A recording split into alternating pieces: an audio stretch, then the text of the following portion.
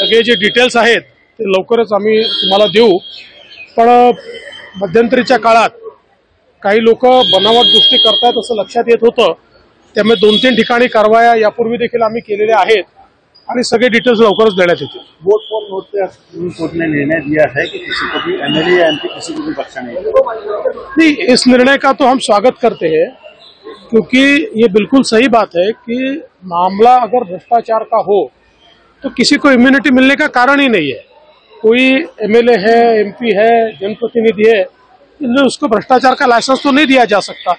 तो इसलिए जो 1998 में सुप्रीम कोर्ट ने एक फैसला दिया था, जिस फैसले के कारण एक प्रकार से इम्यूनिटी मिली थी, अपने फैसले को सुप्रीम कोर्ट ने बदला है और बहुत सही फैसला दिया है, हम उसका स्वागत करते हैं। पालघरमध्ये जे लिंचिंग झालं होतं साधूंचं, त्याबद्दल काही ब्रेकथ्रू झाला आहे का तपासामध्ये? चाललेला आहे, होईल काही ना काही चाललेला आहे। म्हटलंय की मोदीपर्यंत स्पष्ट होईल प्रचंडाची उत्सुकता, 195 पहिली लिस्ट आलेली आहे। महाराष्ट्रावरून चर्चा व्हायची आहे, पहिल्या लिस्टच्या वेळी महाराष्ट्र चर्चेला नव्हता, आता लवकरच चर्चा होईल। मला असं वाटतं की 8-10 दिवसात तुम्हाला काही ना काही मिळेलच। तुम्ही मागे म्हणाला होता की 26 भाजप लढलेला तर मात्र ऍडजस्टमेंट आम्ही करू शकतो, काय? अरे आता थांबून जा, लवकरच सगळेच तुम्हाला जागा कुठल्या अमित राणांनी म्हटलं की मोदी शहा नड्डा जे सांगतील तीच माझी दिशा असेल। आज त्या भाजपच्या कार्यक्रमात देखील येतात।